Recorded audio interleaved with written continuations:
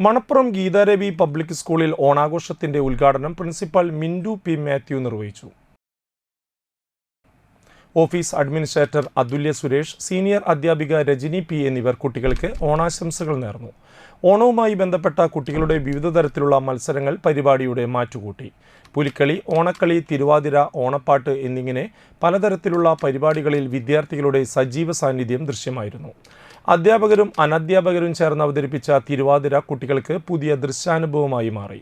Manappuram Geetharavi public സ്കൂളിന് CBSE affiliation ലഭിച്ചതിനു ശേഷമുള്ള ആദ്യത്തെ ഓണാഘോഷമായിരുന്നു ഇത്തവണത്തേത് എന്നത് ശ്രദ്ധേയമാണ്.